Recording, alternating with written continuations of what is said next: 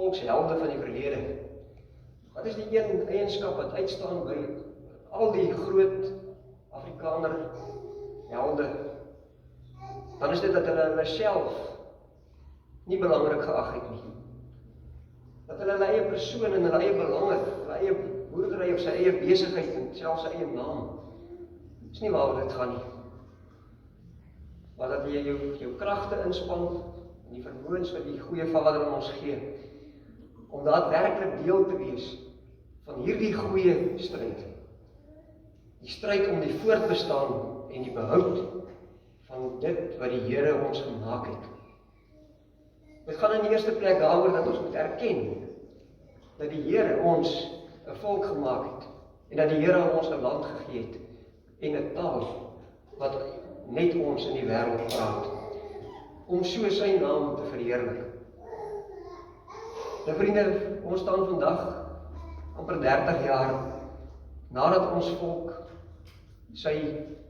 ons kan sê in klein geloof en ongeloof alles prysgegee het.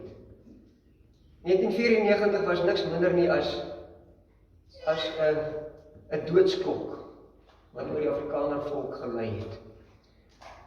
En daar het ons gekies vir die dinge van die wêreld. Ons het gekies vir die sport. Ons het gekies vir die ekonomie, want die sanksies gaan opgehef word. Ons het gekies vir al die dinge.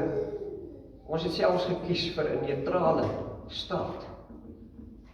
'n Owerheid waarin godsdienst geen rol speel nie, sogenaamd. 'n Owerheid waarin daar godsdienstgelykheid is en waar die almagtige God aan alle afgode en voorvader aanbidders gelyk gestel. Kyk ons terug, dan moet ons ons koppe in skaamte laat sak. Ja, al het ons toe al, was baie van ons toe al, was wel al deel van die stryd. Maar ons volk, ons Afrikaner volk in sy geheel, het die knie gaan buig voor die afgode van hierdie wêreld. Nou in die onlangse verlede het hierdie rugbyspan weer 'n wêreldbeker verower.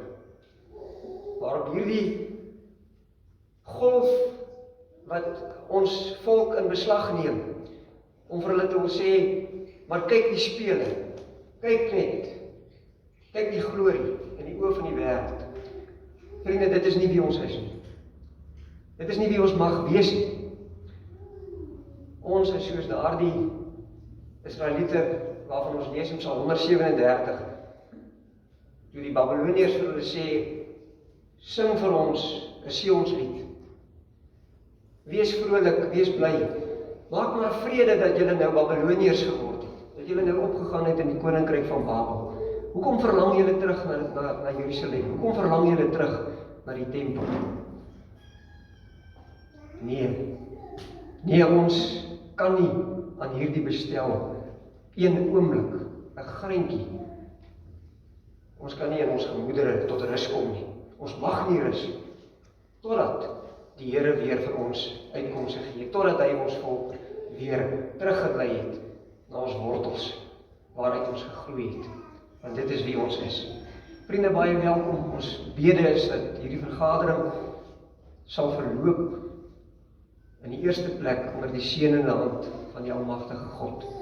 Dat ons mekaar hier sal opbou, sal motiveer, sal versterk in ons oortuiging om aktief, elkeen waar ons is, die stryd van ware Christelike Afrikaner nasionalisme te stry.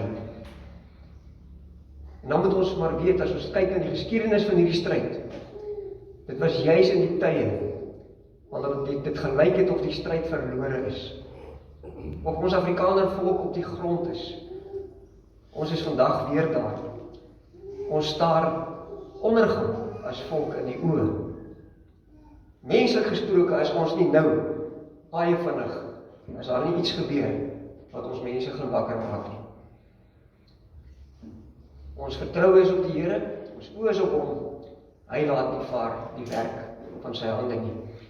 Maar al lyk die oormag en die magte van die duisternis waarna Willie verwys het, wat teen ons opstaan, hoe groot. Ons kyk na die almagtige soos ons voorouers by Bloedrivier. Ons sien die Here, en ons soek ons krag en ons sterkte in hom alleen, want hy rig ons, en hy voer ons op die pad wat ons moet loop, tot die eer van sy naam, en ook tot glorie van sy koninkryk. Vriende, baie welkom by vandag se vergadering. Mag u dit almal opbouend en leersaam vind. Ek wil vra vir ons sekretaris, Broeder Emile de Villiers, om vir ons die vorige notulen voor te hou.